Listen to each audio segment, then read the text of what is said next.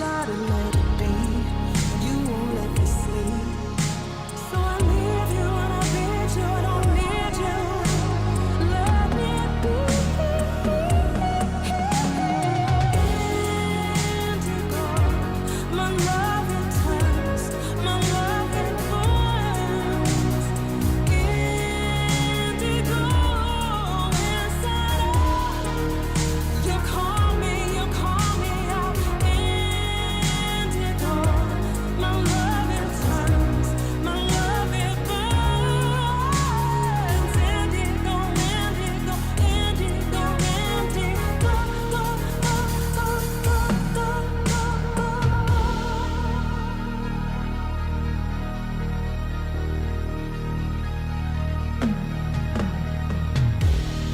I can't see what I should do about you.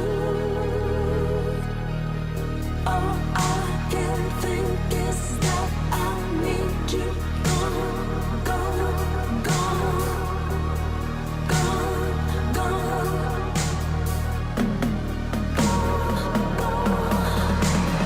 Indigo, my love it turns, my love it burns. Indigo, inside. You call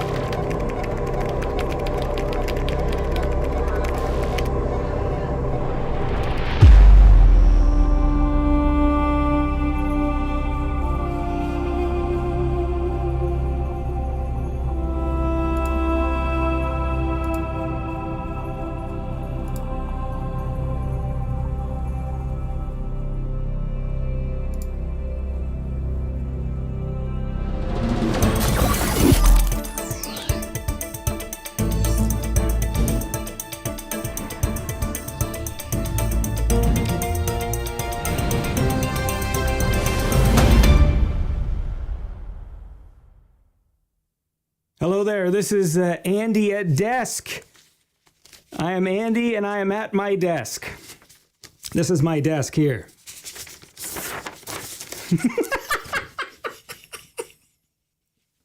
I was like... Sorry. This whole weekend I was sitting there, I'm like, how can I have the most epic introduction to the stupidest thing? And so that is what we are... That's what we're doing today. This is the stupidest thing. I'm looking over here right now. Do I want that visible? Wait, it doesn't even shut anything off. God damn it. There we go. How's everybody today? I'll put some music on in the background in a second. I was like, here's what I'm going to do. I'm going to spend all weekend. I'm going to make the an intro so stupid. And then I decided to then not have any idea of what I was going to do today, other than I have my papers to shuffle now, which is all very exciting. And I got Sharpies, so I can take notes. I just ordered a bunch more Sharpies because people keep stealing them. I don't know why that's a thing, why people like to steal other people's Sharpies, but I go over here. Anyway, the point is, we'll have a little chat. Well, you know what? I'll put some music on. What were we just listening to? I'm going to put on some instrumentals. Let's do something that would sit nicely in the background. How about some Pong Man? And then I'm going to go over here and I'm going to make that visible so everyone can see what I'm fucking doing. Let me know if it's too loud. I can't hear it right now. I'll put my earphones on in a second because I got something else I wanted to do.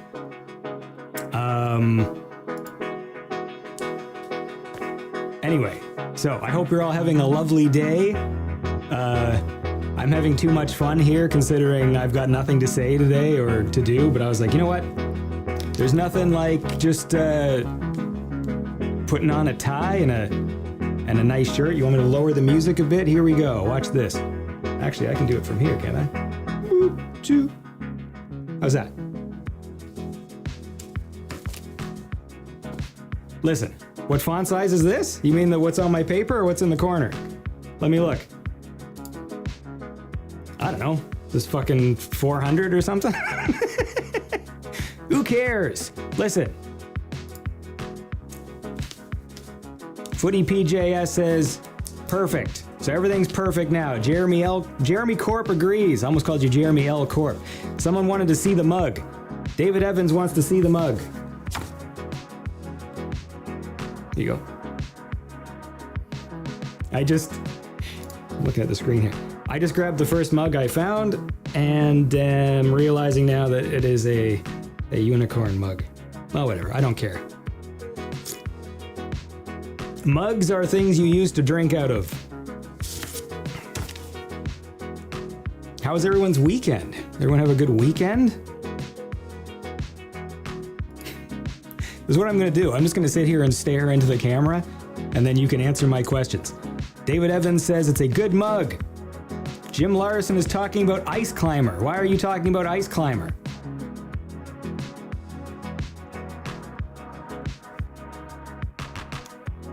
What is face green smiling? Am I green? Or are you talking about something else?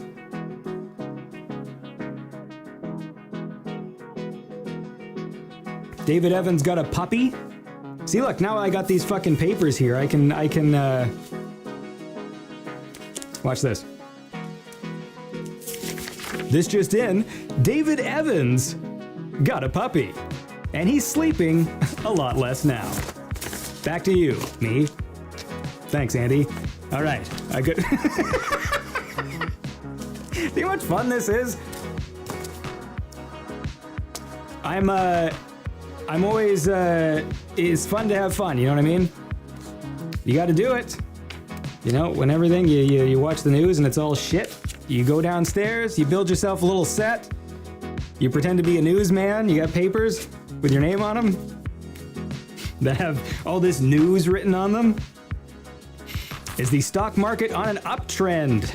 That's what, how do you say your name? Asishin? Asishin? That's a hard one. You like my back? Does it look like a stock market? It's meant to be, actually, I guess it's meant to be buildings?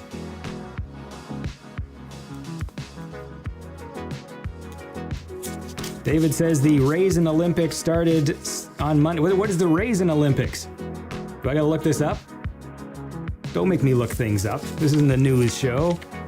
Despite this. Anyway, so for anybody who actually watches or listens to the podcast on YouTube, I just had one of those stupid copyright strikes and didn't even realize it happened. So in actual fact, I posted last week's the Roundtable episode, and then I thought everything was fine. And then last night when I went to post this week's episode, it said that the other one was blocked and it had 0 views, which means it never played, but it wasn't blocked at first. It got blocked like a day later or something. So I've re-released it and I've talked over the song in question, which is what I'm gonna do from now on instead of pestering artists. When it first started happening, I thought it would be a good idea to just like message the artist and go like, hey, can you put my show on a whitelist so the song isn't blocked? And then after like doing that 6 or 7 times, it was like, wait, this is a complete waste of my time. And it's a waste of their time too, right? I don't like wasting time. Oh, it's a C. Dray. That's his old nickname. All right. The squeaky chair. Listen to that.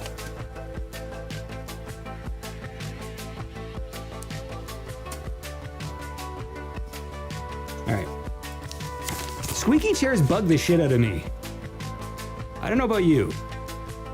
I get annoyed by squeaks and things, which is tough because we live in an old house, and so like every single floor like makes us, you know, like at nighttime when you're trying to be quiet and there's like people around and you're like, oh, I'll be quiet and I won't like upset anybody, but then like every step just like this creak, like this makes this crazy noise, and there's no way around it. You try and wear fluffy slippers and it doesn't work. So I don't know about you, but this is stupid. Anyway, the point is this. Am I trying to murder those people? No, because then I wouldn't be worried if they heard me, right? Well, no, or would I? Look, at nighttime you're tired, right? And like sleepy. So even if you hear like a creak, usually I don't usually do anything. Like I could be like asleep and a guy could be over me with an axe and I'd just be like, pull the fucking covers up a bit, like. Okay, in this scenario, am I the murderer? I don't think I'd be, I don't know. I'm not super strong, so I don't know how good I would be with an axe. Anyway, this is morbid. Look, what is today, Tuesday? I'm looking over here like someone's gonna answer my question. Today's Tuesday, right?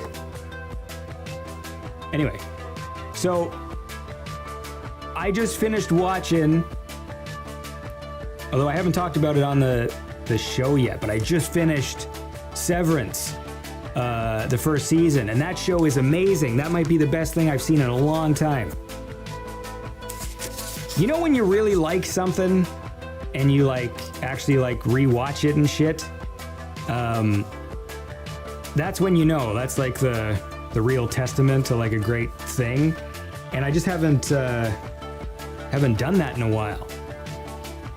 Is you know, because like when I watched the first season of Mandalorian, like I actually watched several episodes over again because I was like, oh, this is so cool, man. Like it finally felt like I was watching like some proper Star Wars.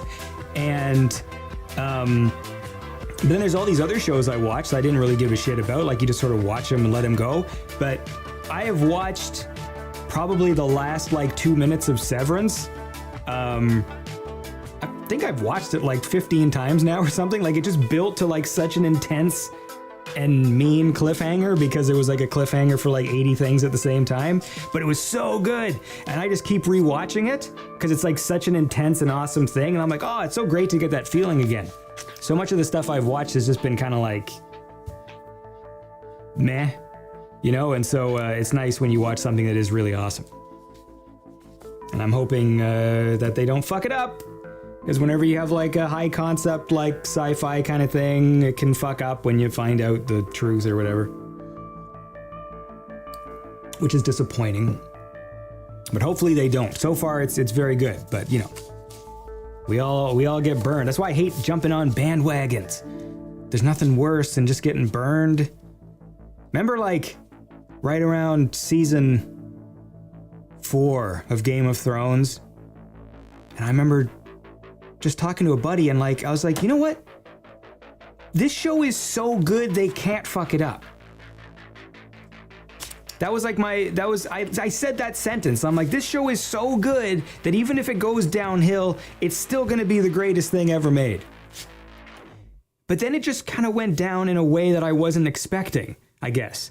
Like, but I don't know what I was expecting really, but like how it sort of became kind of simple and felt really like Hollywoody like towards the end. And it was just, I don't know, it just lost that magic. And it's weird because I have not watched, like I thought for sure, like when that show's done, this is going to be a show I fucking rewatch all the time because of how good it is. And like the final seasons just sort of made it go out with like, it fizzled in a way that I haven't wanted to return to it.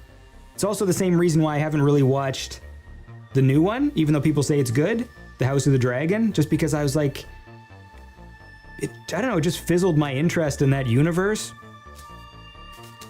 But then everyone says House of the Dragon's good, so I don't know, maybe I'll give it a watch and see. It's just, yeah, it's too bad.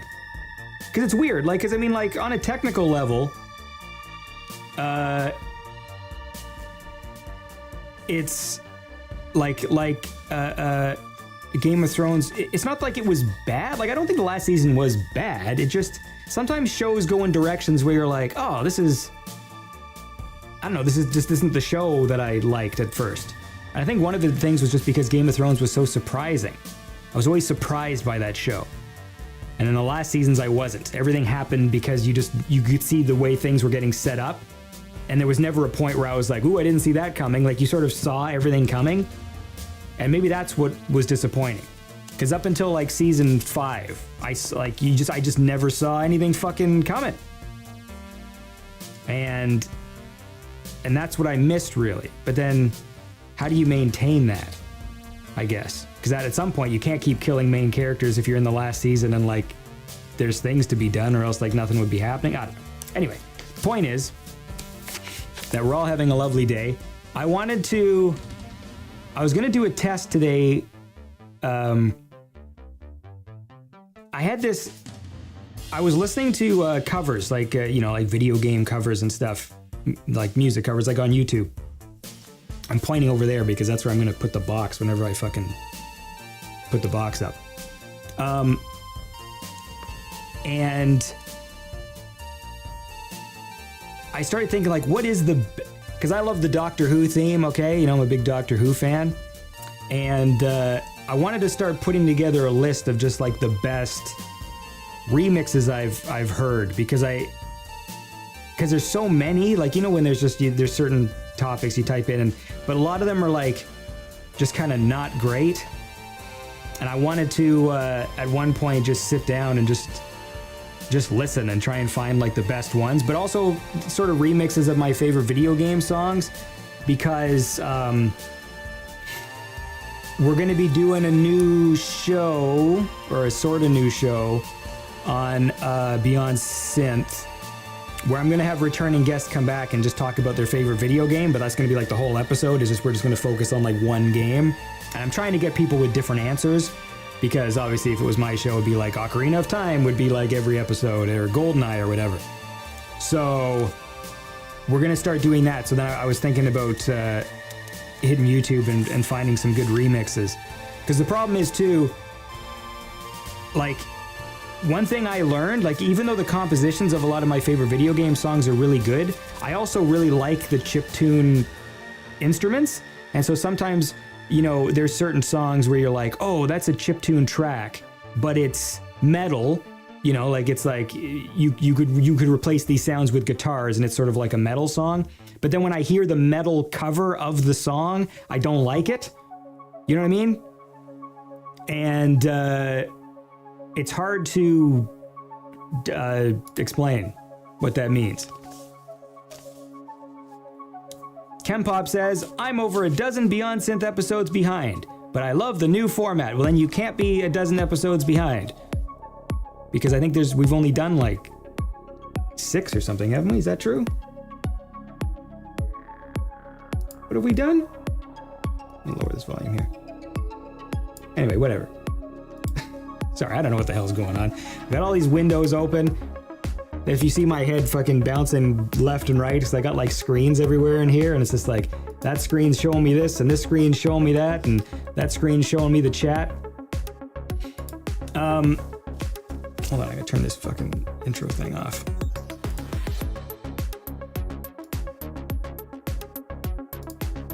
Tips on great synth game covers.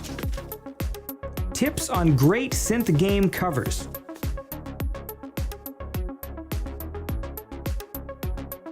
What does that mean? I get that it's a question. Well, see, the trick is, I think the one area you can sort of improve on, like, especially when people, like, if you do like a cover of like NES or whatever games, is the drums, right? Because like the old systems, the way that they would, it was like a noise channel. It's like how they would do like the kick and the snare sounds and stuff. And so that's one way where you can sort of like maintain the kind of electronic chiptune sounds, but then still make it sound more modern, is if you do like, you know, like big fat sounding drums in a way that they couldn't.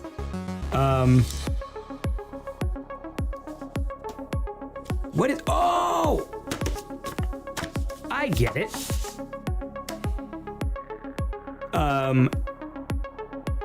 When I see, I'm looking at, so I'm dual streaming this using Restream. I'm about to talk about something else now. And so when I see the chat, it doesn't show me emojis. Because someone wrote something earlier and I'm like, what the fuck does that mean? And now I realize, because Crispy just wrote, screens equals production value, and then it says face purple wide eyes, and I'm assuming face purple wide eyes is a emoji or emoticon. Hey, here's a question. Are emojis and emoticons the same thing? Like, I'm old, so I call them emojis because I think that's what they were called in like the dark ages. And I'm looking, and now we call them emoticons. Oh wait, no, we call them emojis now. They used to be called emoticons. They're not the same. What's the difference?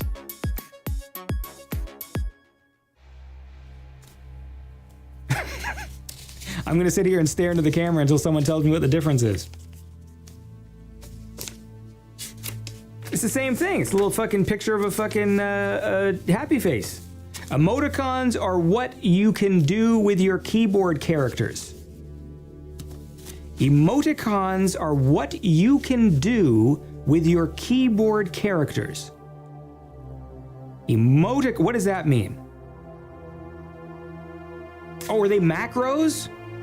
Do you mean like back in the day, like to make a happy face, we would, oh, fuck. When you do the colon and the fucking, and the parentheses,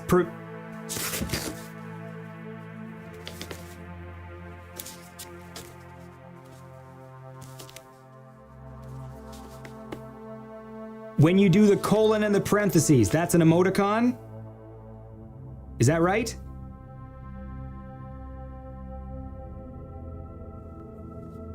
That better be right. Anyway, so. And then emojis are if it's a picture.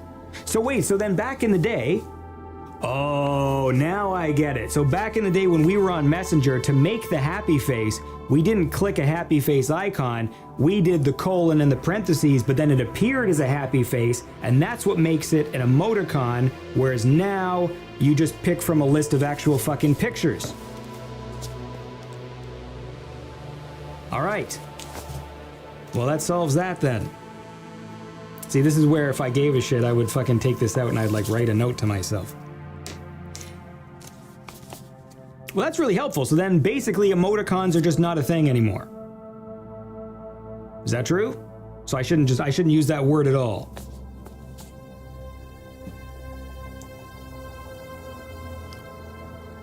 I don't want to get canceled for using the wrong word. Emoticon. Listen, Yeah, look, see, now, every time I see stupid... Crispy, thank goodness, we figured that out. Person turquoise waving. So there you go. Do you say Ragin' Fox or Reagan Fox? Emoticons are for boomers. This person's not happy because I don't have a co-host. I can't have a co-host. Well, I mean, I could. I suppose we could do like a split screen. But then they all gotta have the good internet. We're gonna do that, okay? Every day is a new adventure. Today's adventure was a title sequence and pieces of paper with my name written on them. That was that's literally all I had today, by the way. That was it. I was like, because what the fun is every day adding a new element, right? And then that's going to be the exciting thing. It's like every time I stream, it's like, what's going to be the new thing? You know what I mean? Is there going to be a little happy face over here or something? Is there going to be, what can we do? I'm just looking at the screen now. We got chat over here. That's fun. Oh, check this out. I can make it go away. No, I can't. Okay, never mind. Never mind. Hey, how come my chat overlay button doesn't work? That's supposed to make it go away. Not impressed with myself right now. That's like the one thing I'm like, oh, I can do that for sure. Well, I guess I can't do anything. So, fuck you. Anyway, so the, what was the other thing I was going to do? There was something else. It was all very good. Maybe I'll just keep saying this every day. Something exciting's coming. But we are going to do, like interviews and stuff. Although I might pre-tape those. Just in case. I'm always very respectful, you know, of people's privacy, you know. See, there you go. That's how you get the squeak. I gotta lean forward for the squeak. Or do I?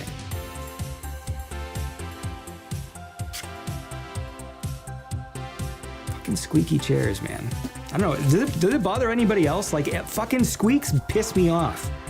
I can't quite. It's.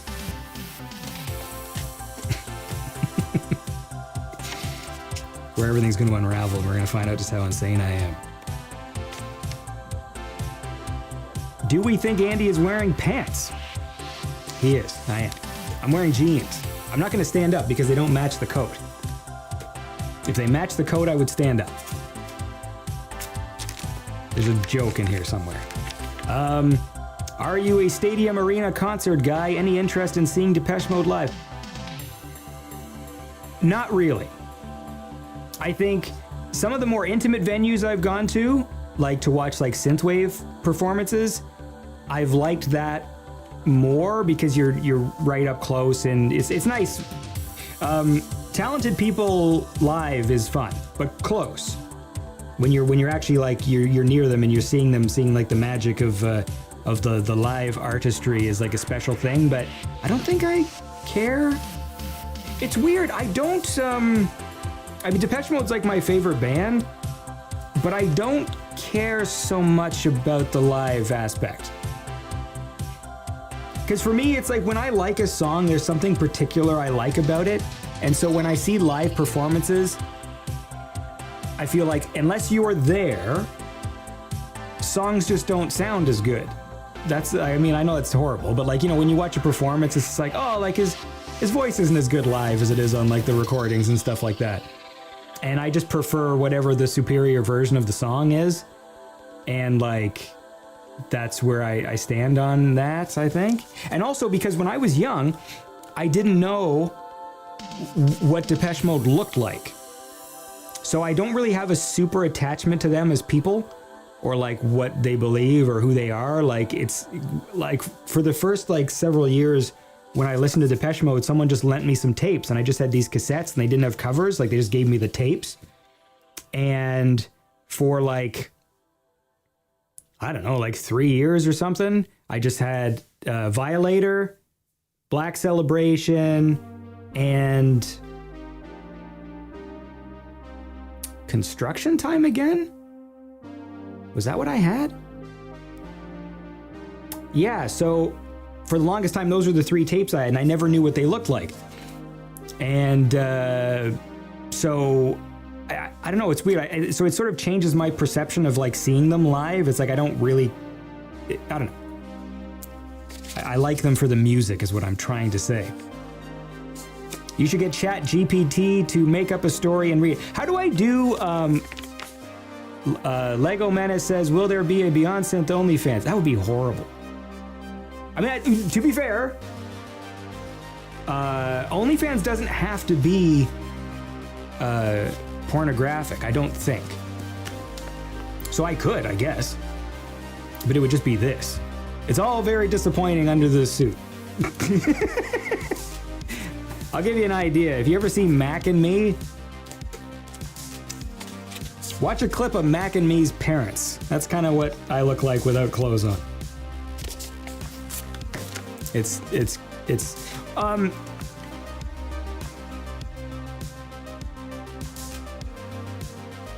what was I gonna say? I was gonna say something.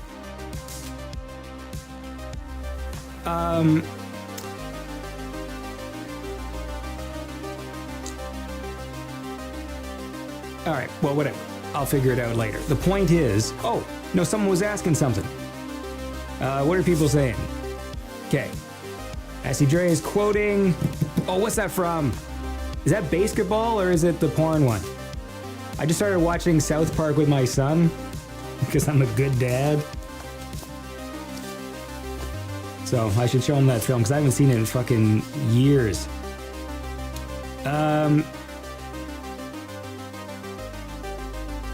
There's Robot Conglomerate and Chem Pop. Oh, that's right. How do I do Chat GPT? Fuck. You. It's not my fault. Can I do it now? Orgasmo, that's the film. Do I have to sign up? Because I haven't done Chat GPT. So I'll do it, but I don't want to fucking sign up. I want to be able to just go to a website and just start. If that's a thing I can do. If I'm looking at the chat, I should look down like this. Where's the top? I want to look like I can sort of like pet the top of the chat. Very good, chat. Very good. All right. Sign up. Need to use through Chrome. Sign up. I'm gonna sign up. It will let you link. You know what? I never do that. You know, whenever a website goes like, you can just sign up instantly, like by clicking on Facebook or Gmail and like connecting that way. I always like to connect myself. I never like clicking the automatic button. I feel like it's going to do something stupid.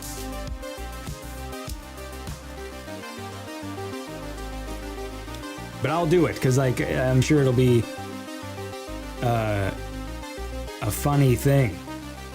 And there's Ping Pong 85. My old friend Ping Pong 85 says use a temp email site. That's what Ping Pong 85 says. You should all listen to him.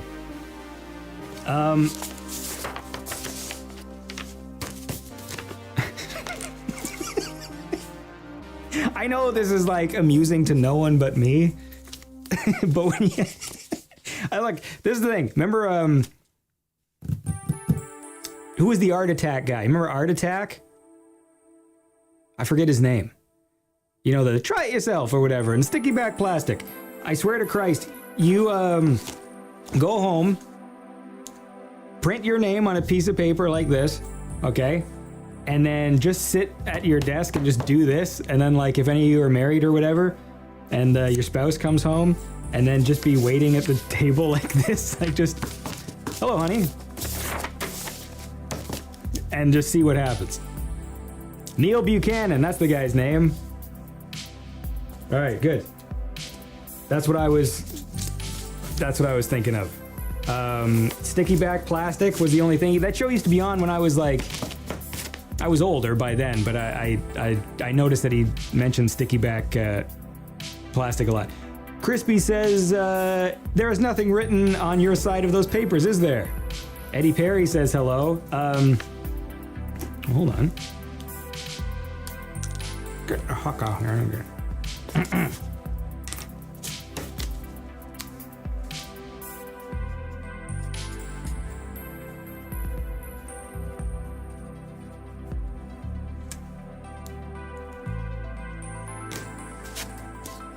It says, fuck you, Crispy.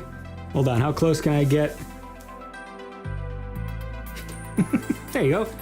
There is something written now. Of course, now I can't flip this page because then you'll see through it. I should print this on thicker paper. Yep. It's right there. Fuck. Well, there we go. We've just ruined one of my precious pages. Now you're going to tell every time I flip this back because I actually only printed up about 5 of these.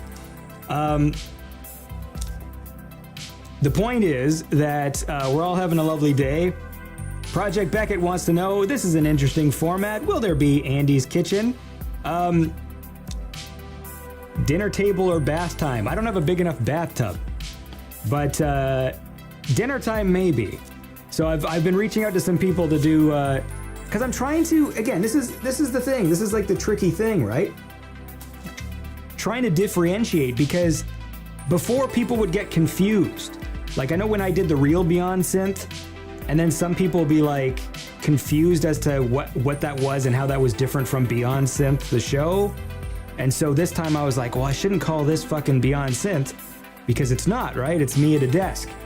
And so I do want to have guests on, but like kind of different kind of things. Does that make sense? Hello, Synth Zone. Were you at Today's Special or Pokeroo, kid? Today's Special. Today's Special was awesome. Polka Dot Door was boring. I always found that show boring. And as a kid, but as a kid, it was fun to know, like, you're just like, fucking Pokeroo is always the guy, right? Because the guy would always walk out and be like, oh, I missed him again, because he was the guy in the Pokeroo costume. But the point is that Today's Special, I would reboot Today's Special if I could. I came up with an idea too.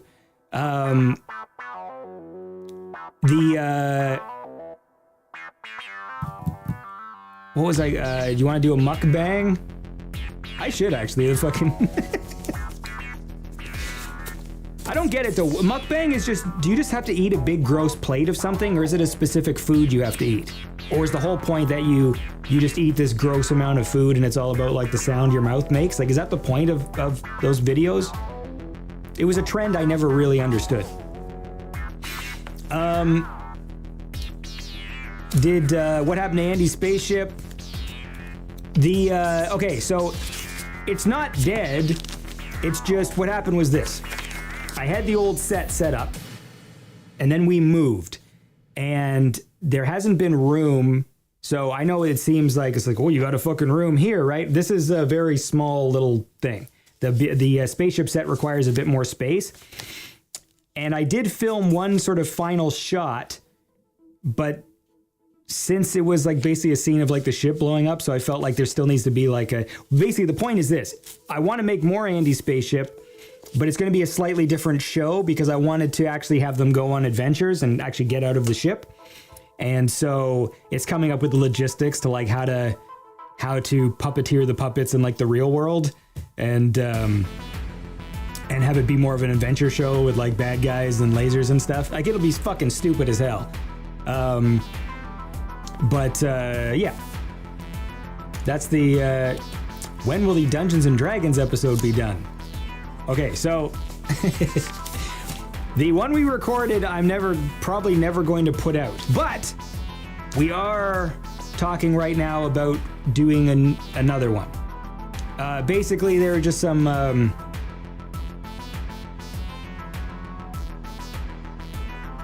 behind the scenes shenanigans. So that one is not going to come out, but I talked to awesome Beyond Synth patron Mike Shima, because he was kind of running it. He was being the dungeon master, and we did one. And so we're going to use some of the template of what we did and kind of use it as like an experiment. and then we're going to do it again, because I think this season of Beyond Synth works better, because since we're doing all these different types of shows, there will be like a Dungeons and Dragons show. Although it's science fiction, because like we did more of like a sci-fi thing as opposed to like a sword and sorcery.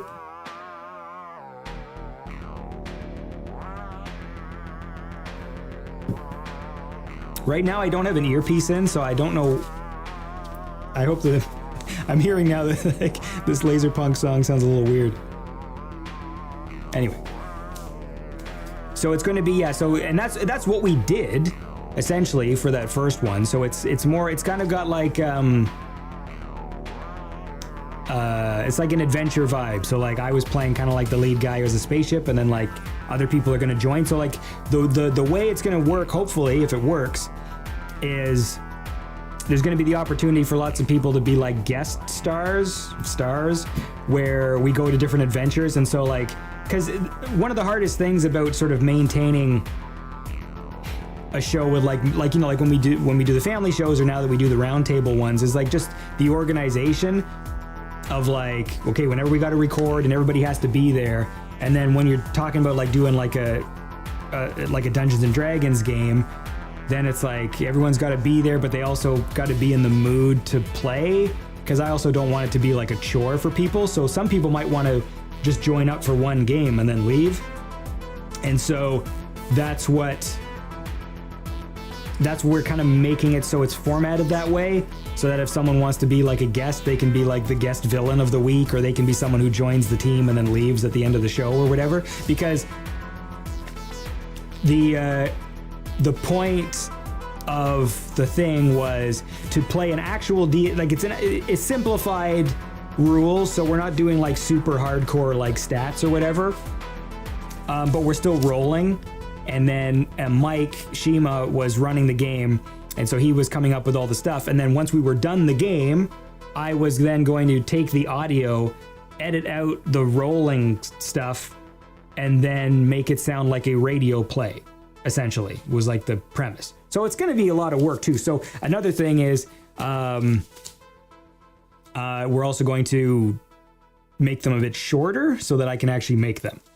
Because if it's like a fucking, you know, like an hour and a half podcast, and I literally am like editing and like sound effects and sound design and shit, it's going to take me like fucking 4 months to like edit each one. So like that can't be how it is. So it should be fun. Don't expect it soon, because we haven't recorded it yet. We're just planning, because this time it's about planning something that can be sustainable. And again, Mike Shima is the one who's doing he's the dungeon master. So he's the one because he does that in his regular life, like he's part of a few games. Because because I also want to be respectful too of the game, because I might come across as being maybe a little flippant and sarcastic while we play, because like, you know, it's like, how seriously am I going to sort of take the thing? So that's also a consideration as well, because I don't want it to be like me being sarcastic the whole time because the game sucks or whatever, you know, like I want it to, you know, I want to take the game part seriously. And anyway, the point is, Jim Larson wants to know what the greatest 80s movie top 5. Top 5.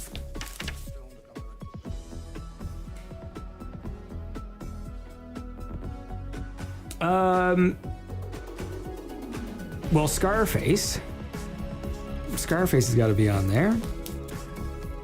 I couldn't do a top 5, I don't think, of 80s films, because it depends what mood you're in. Scarface is probably my favorite, but then like love Back to the Future, the first one. Sometimes I'm just in the mood for Commando. I mean, like technically Commando is a dumb movie, but there are times where you need to watch it. All the time. Oh, this is something. I was talking to somebody about this the other day. What is considered the best Van Damme movie? Is it Bloodsport? Because like he's in a lot of movies, but a lot of like, you know, like he never reached like the height of like quality that Arnold does. So I was thinking, because I think my favorite Van Damme film, like as a movie, like an entertaining, is Universal Soldier, right? I love that one. But I guess it would be Bloodsport. Like, I guess it has to be Bloodsport, right? Because what else? Because even like some of the other ones that are like people remember that have their sort of charms, they're also kind of not. They're not quite the level of quality as. It's sort of unfair comparing them to Arnold because like he's in Predator and he's in Terminator. You know what I mean? Like it's hard to top those.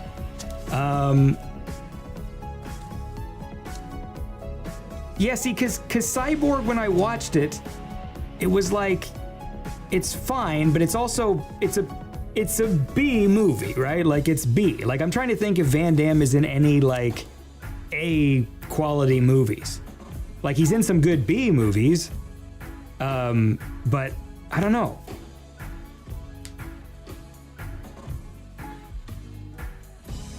Universal Soldier. See, I wanted to like Expendables more, but I have a pet peeve, and everyone knows what it is, and it's digital blood. And digital blood hits in movies suck, and it ruins action movies. You either have to have them on screen so quickly that you don't notice, but I don't know. Because like Squibs, there's just, okay, oh, I got a question. I don't think anyone can answer this. Is there any video game? Because this is one of the things that I've wanted to do, but I don't think I have the patience to learn. I don't have the patience to learn Unreal Engine or anything. But is there any video game where like it's an action game where you shoot a first-person shooter or third-person shooter where the bullet hits look like movie bullet hits, like with Squibs? Because I don't think there is. Because I was thinking about that. Because when I think about my love for GoldenEye and stuff, and what I've always loved about GoldenEye, which I feel like hasn't really been captured by even modern games, is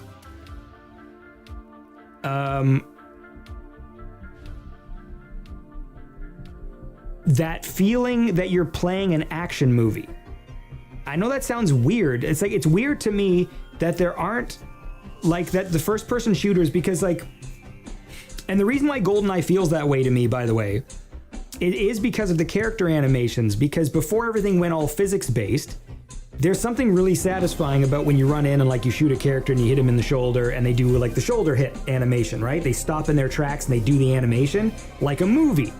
And in movies, there's sort of this kind of delay between like where the squib happens and where the shooting happens. And there's sort of there's a like a timing, a sort of a movie timing to it. And there's something about like kind of after GoldenEye that shooting games sort of went in a different direction in terms of like, I guess what people were expecting from a game. Because even Call of Duty, you could say there's moments in Call of Duty that emulate like Michael Bay films. But I've never played a game that felt like playing an 80s or like 90s action movie in that way. And you know what I'm talking about, right? Like, you know what, an action movie where like the fucking hero runs in, and I did play Stranglehold, by the way, and it's close, but it's still not quite. I mean, like, Stranglehold was cool because it did the bullet time thing, and I enjoyed it. But it's still, like, I want to see the character damage on the people. Someone, Synth Zone just mentioned the fucking RoboCop, right? I want a video game to use. Is that my phone? Why on earth would I pick up a call that says no caller ID? Hello? Okay, doke, bye-bye. And now you know how I answer the phone when I don't recognize who it is. So, okay, so you know,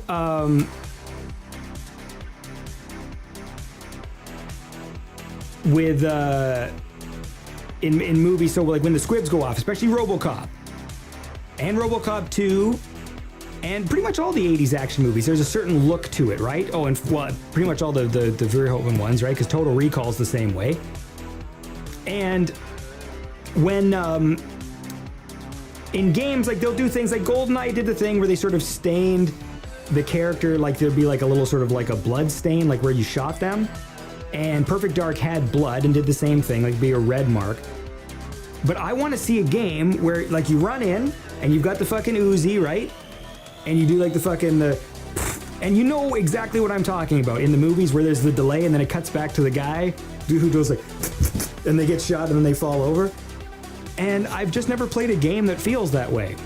Like Call of Duty, the characters are sort of like bullet sponges and like you see blood animation like play, but then characters run at you like, and it doesn't have that satisfaction. It's weird. It's like when I play Doom, like classic Doom, I still find the shotgun in that game to be more satisfying than the ones in new games, right? Like you have all the fucking wicked graphics and all the particle effects you want, but there's still something really satisfying about the shotgun in Doom.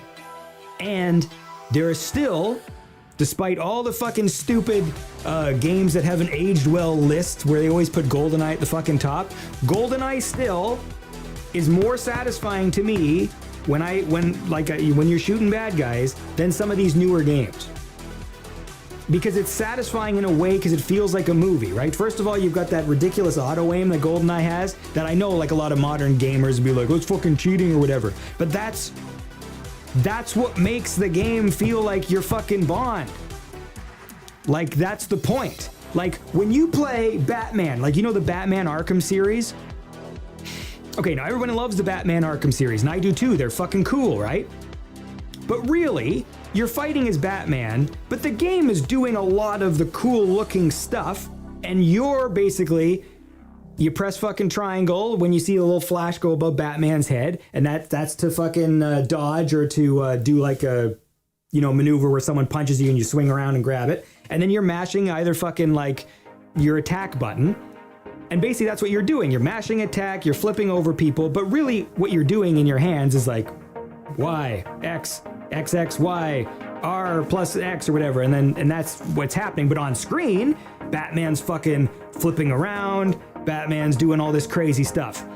And to me, that's how I feel about the auto aim in GoldenEye. It's like the game is doing some of it for you, but the total experience is that you feel like you're playing an action movie. And see, because first-person shooters sort of changed where it became more of like a hard, like most of them are all like, it's a hardcore experience. It's all about mouse and keyboard because you want pixel perfect accuracy. And I understand that for like multiplayer, like I get it.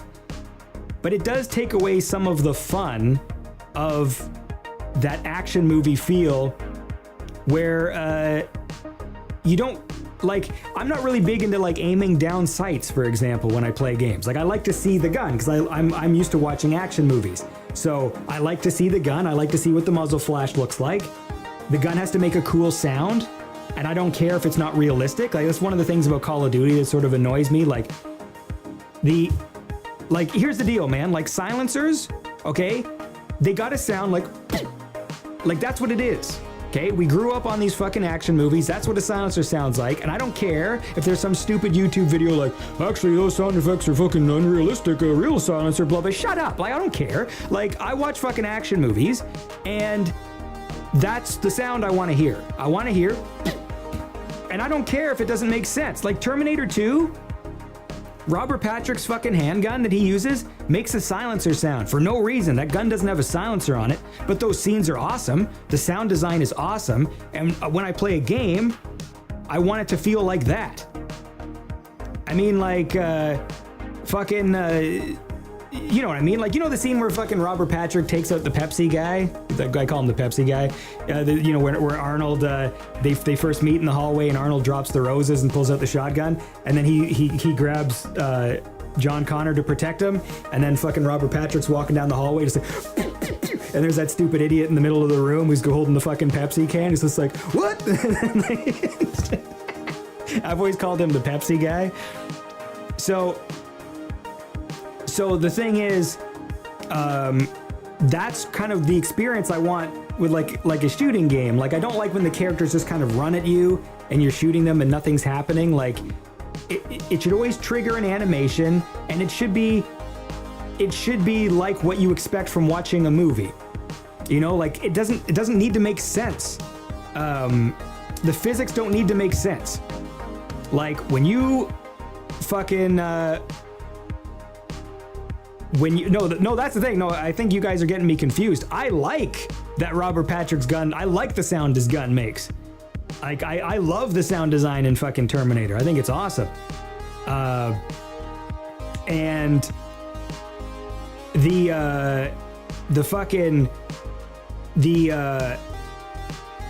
way that when there's that sort of pause before people get hit and they do like the fucking squib thing, that's what I want. And I know there's been some games. There was another game called Black. That was like PS2 era, and I remember that was their like thing. Like it feels like an action movie, right? Because there was a lot more sparks and puffs of smoke everywhere.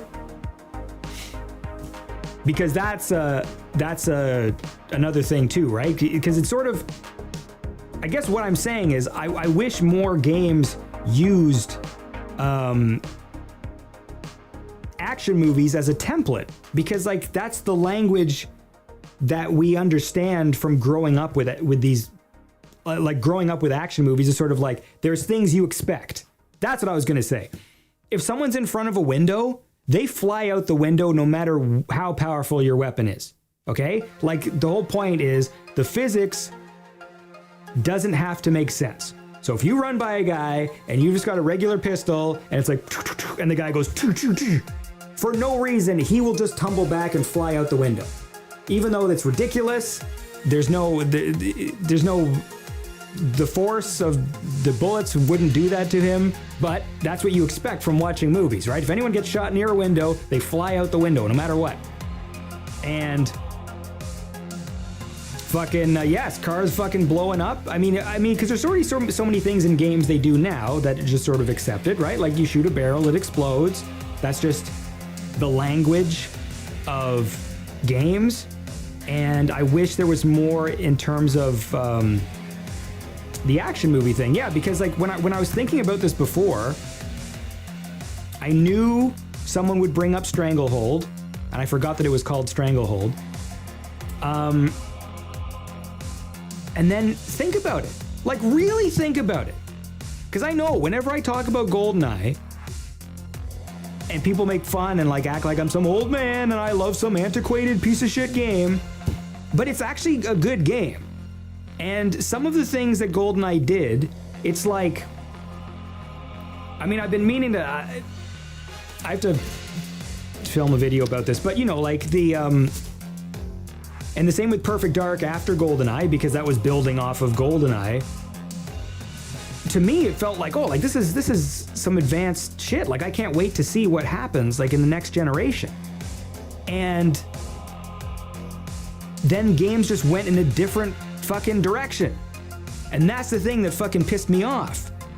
Because it was like, after playing Perfect Dark, I was like, oh man, like PlayStation 2 and Xbox, like they're gonna have fucking amazing games. Like if the N64 is doing this, I can't wait to fucking see what these next systems do. But then they just went in a completely different direction, right? Because then Halo captured the fucking world's imagination, and Halo had like a fraction of the options that Perfect Dark had.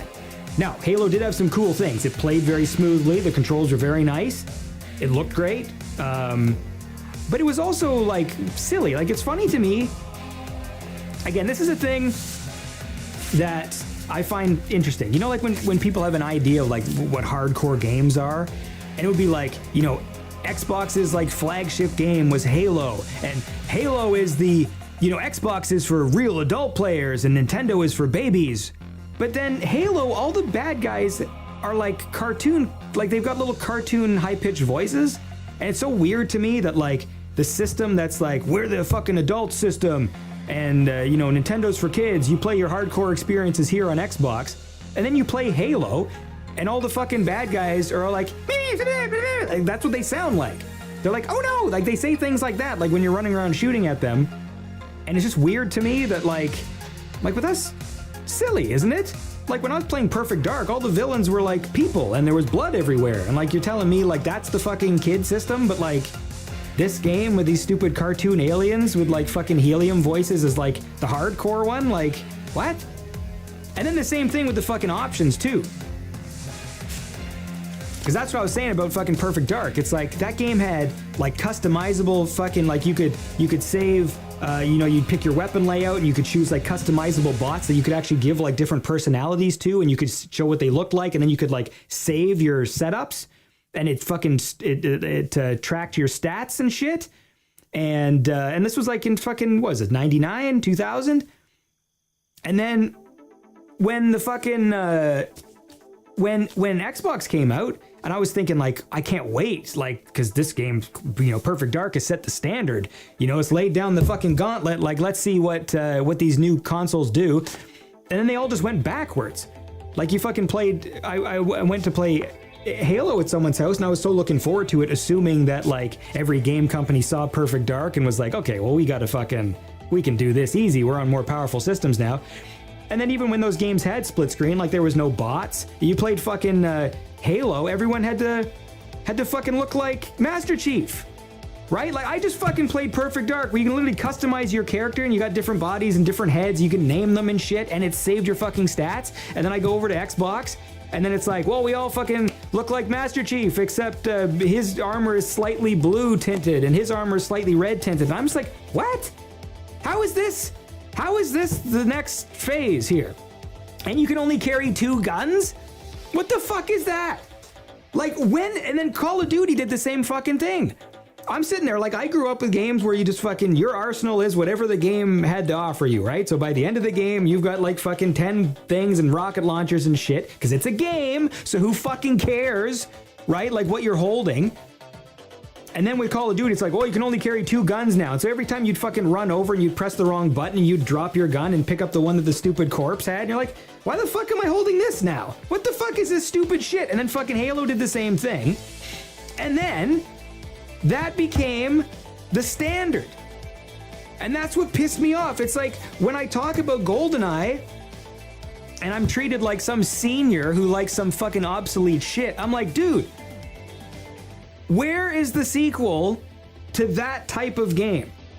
Because now it's just like, oh, well, if you like first-person shooters, I hope you like playing as an army man or a future army man, because those are your options. How is that? How is it we're in the year fucking 2023, and like every single game, it's just like, oh yeah, there's 50 fucking, all these different costume options for playing Call of Duty, yet somehow when you're done, your character looks the same as all the other characters. Meanwhile, in Perfect Dark, it's like you literally could just swap your head and your body, but somehow you could have so much more variety to the characters.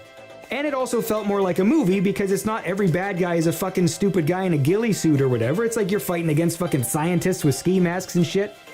And that's the movie thing, right? That's what when I think about my dream game, it's like I don't have weird out there ideas or like super creative ideas. It's just like I want to be, like you watch like fucking Beverly Hills Cop, and what are the bad guys? They're just like fucking thugs in suit jackets and sweaters and shit, and like all the locations are like car garage and like street or whatever, and it's not like old apartment building.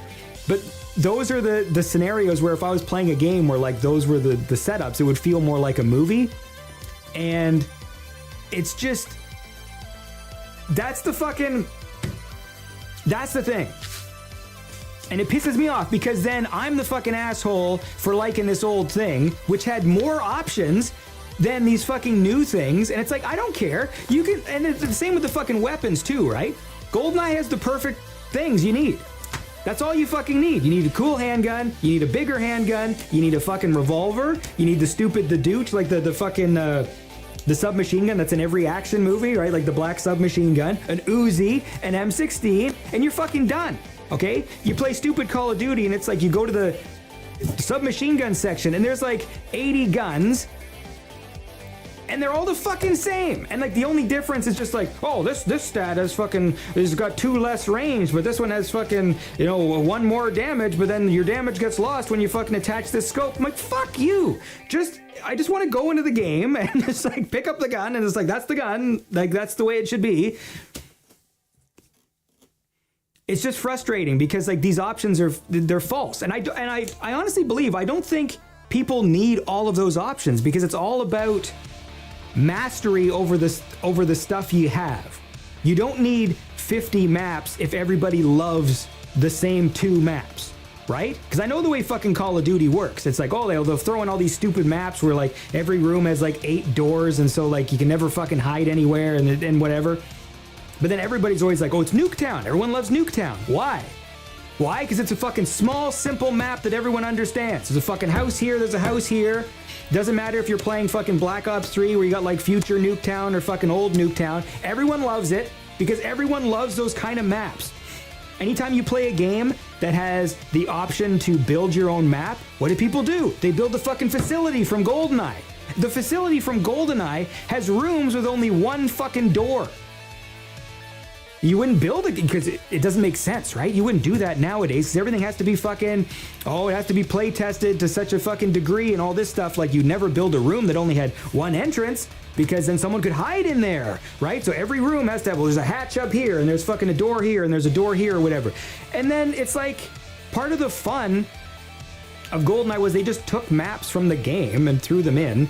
And it was just like, yeah, it wasn't perfect. Like it wasn't designed to be like some like hyper play tested fucking thing. And yeah, there were rooms where someone could run in and close the door, and then half the fun was trying to get the player out of there who thought they had a fucking cool hiding spot, right?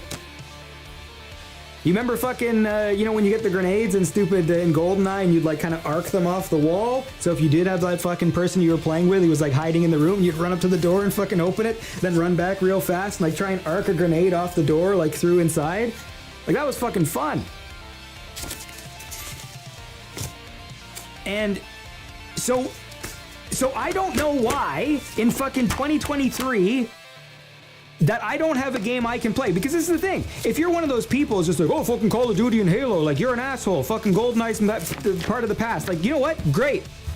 Right? Good for you. Because you won. Like you won. You got it, man. Because they make a new Call of Duty every 2 weeks. So fucking, like, congratulations to you, man. And I'm this fucking asshole I will still play emulated GoldenEye. All right? And I'm gonna set up my stupid, I got a very low budget gaming laptop coming that I'm gonna, because I buy cheap everything. Like, everything I buy is so cheap. And I want to play more Golden because I know GoldenEye came out on the fucking Xbox and the Switch, and everyone's all no one's excited, but like people think I'm excited, right? Because it's like, oh, you love GoldenEye, man, you happy that it's on? And I'm like, well, not really, because like GoldenEye X, that mod that I play, is better than that thing that they put on the console. Did I download them? Yes. Did I play them? Yes. Am I going to keep playing them? Yes, because you get trophies, right? So but I'm playing it on the Xbox though, because they actually made the controls proper, whereas on the Switch for some reason you have to do some convoluted thing. And that's not to say I'm not a stranger to the convoluted control thing, because when I play GoldenEye on the emulator, I would literally run a side-by-side program that converts the controller inputs, because for some reason when I switch it to dual analog it won't register diagonal motion. So then I would have to like tell the computer that, so I'm used to fucking stupid things. Downloading a separate program and running the controls through that and then changing the D-pad to an analog stick. Like, I get it. Like, you know, like I do stupid things in the name of playing GoldenEye. But does this song have fucking talking in it? This is supposed to be an instrumental playlist. Anyway, so the thing is, the reason, again, like, it's not without reason. Like, I know some people, they're nostalgic and they defend their nostalgia, and it seems a little unreasonable because you're like, dude, like, this fucking show sucks. Like, if you're sitting there just like, oh, my favorite show when I was a kid was, fucking Dennis the Menace or whatever, like the cartoon. And it's like, okay, fine. Like, you can love whatever you want to love, right? And if that's that was your childhood, good for you. But the show sucks balls, right? And it sucks. Now, I'm capable of acknowledging when things suck and still saying that I like them, okay? So there are some movies that I watch. I'm like, you know what? This movie's bad, but I love it, right? I was a kid when I watched it. It makes me feel good. It's super corny, but there's just something about it, whatever. And the thing is, the reason why I get so frustrated is because you think I didn't hang up my phone? Sure I did. Can you imagine if there's a person on the other end of my fucking phone? Like, what's this asshole talking about? No, is because I truly believe that GoldenEye and Perfect Dark were like amazing games. Not just, but I get it. Like, graphically, yes, okay. Like they fucking dated. Like, the people have square heads and squares for fucking hands and shit. I get that. But there was something about the ethos of those games because they weren't super hardcore. Like I said, like, it's got the fucking auto aim, which means that you could pick up and play, and it was sort of a party game.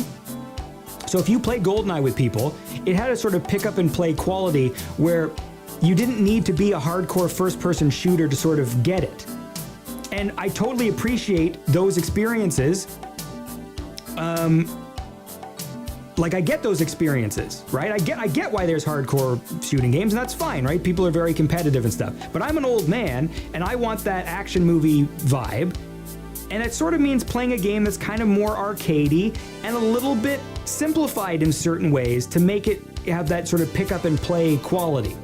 Which I understand is a weird thing to sell to people, to be like, wait, like, you want the game to have auto aim? And like, yeah, like, I kind of want to run into a room, and as long as I'm kind of pointed in the general direction of the guy gets shot. And then fine, you can do fine aim if you want to see specific animations or whatever. But ultimately, it's like, that's why I still enjoy playing Doom, because Doom is like the same thing. It's like you walk in the room and pretty much you kind of just have to point in the general direction of the bad guy. Like, that's what you got to do. I mean, in Doom, you can't even fucking look up and down, right? So even if there's a guy on a fucking ledge, you still just kind of point kind of where, you know, where they sort of are, and then like the game sort of takes care of it. And that's part of the experience in a way. And for everybody else who wants their fucking hardcore shit, good for them, because they got it, right? And it's, you know, if that's what you love, like, you want to play and you want to all be the same stupid looking army men, and you have stupid guns and sound like, you know, like when you fucking use silencers in fucking Call of Duty, and it's and like the louder sound is like the stupid, like the sound of the bullets hitting the people, and it's just really confusing because like I just shot that guy from like 2 miles away and I still hear like the like of him getting shot. I'm like, well, this is stupid. But I get it. I mean, like, it's massive online and people love that, I guess. But I still truly think in people's heart of hearts, people like those small, kind of mid-sized maps. And at the end of the day, when you're like, I can only really focus on a few things at a time. And there is still a charm of playing a game where you're like, you don't have to know 80 buttons. So like when I go back, I'm like, well, how is it that old games with these controllers that had less buttons, you still could pretty much do the same things? But now it's like, every time I get a new game, I'm just sitting there, I'm so confused. And I was playing Grand Theft Auto, and it's like, every time I get into a game now, I have to basically say, all right, so this is gonna be the game you play for the next fucking 2 weeks, because the second I switch to another game, what, every single button does a different thing, and it's like, it's, I don't know. So I wouldn't care so much if there was something, right? Like, how is it that we're in the year 2023 and there isn't something, some fucking shooting game that kind of plays like an action movie? Like, why isn't that a thing? I mean, like, John Wick is a fucking super popular franchise, right? Those Raid movies are awesome. So people still like awesome action movies, but then when it comes video game time, it's just like, well, you got fucking Halo and you got Call of Duty and Battlefield, so pretty much it's all, you're an army man, or you're a future army man, or you're an army man in the kind of future where you got fucking jump boots or whatever, but it's still the same fucking shit. I want to play as a fucking super secret agent, all right? Like that's, or a fucking ridiculous, like, you know, okay, the Just Cause games, right? Maybe not 4, but like 2 and 3, those were wicked games. Just Cause might be the closest in recent memory to a game that felt like an action movie to me. Just Cause. But it was also, it was like kind of rough in certain ways. So in some ways it was really cool. The explosions look great. It did have that sort of that and since the story was so cheesy and the voice acting was so ridiculous that it also added to the whole action movie aesthetic. And I've always thought that the makers, because I think it's IO that has the James Bond license now, so they'll probably do some fucking story-based thing. But I thought it'd be really cool if the guys who made Just Cause made James Bond. Like just took the Just Cause game engine, like the same island, and just made the main character James Bond instead. That would be, like, I think that would work for the James Bond franchise. It's ridiculous enough. But you like, you know, there's a parachute. I mean, I guess James Bond doesn't use a grapple hook, but like you could find some other thing. Crispy says you should check out Fear if you have never played it. I can play Fear. I got Xbox Gold or whatever the fuck, right? So Fear's on there, isn't it? I'll try it, but I'm fucking so particular. That's the thing. Because I know it's probably a cool game, but then there's gonna be like, oh, then the whole game you're chasing around some little ghost girl or something, and I'm like, I don't know. But I'll do it. I'll do it. But yeah, like, what are people's suggestions? Like, you hear of what I'm saying right now. Is there anything? Like, is there something I don't know about? Some weird game that like I haven't heard of that might scratch that itch that's not also 15 years old? Because like there were some people who were trying to make it, they were going to do a remaster of GoldenEye, and then MGM fucking shut them down. It was called GoldenEye 25. It was going to be for the 25th anniversary, and they got fucking shut down. Because, MGM had great plans to fucking release a half-ass port where the fucking controls on Switch don't even work. Like, that was their fucking plan. Fuck these people. Okay, tell me why game companies do this. Because here's what I would do, okay? If I knew that there were nerds out there making high-definition remasters of my game that I had the intellectual property rights for, right? So, I own Mortal Kombat. I'm NetherRealm Studios. I'm Warner Brothers, okay? And there are some nerds making a high-def remake of Mortal Kombat 1. So what do I do as a fucking company? Oh, shut them down! Shut them down! Why not let them make the fucking game, because they can't make any money on it because I own the fucking IP, right? I'm Midway in this case. Or no, Midway doesn't even exist anymore, does it? So I guess I'm Warner Brothers? NetherRealm? NetherRealm was owned by Warner Brothers, right? Is that how it works? Okay. So here's my plan. Tell me why this is a bad plan. So there's nerds. It's like 2 or 3 that are kind of working together. They're making a fucking high definition remaster and of Mortal Kombat. This actually happened. They got shut down too. So you wait till they're done. Then you come in, and this is the thing. You get to be a fucking hero, and you get to save a ton of fucking money, and you potentially get to make a lot of money at the same fucking time.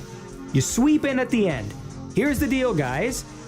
We own the IP, so you can't fucking make any money off this. So we're gonna shut you down. Or give us the code.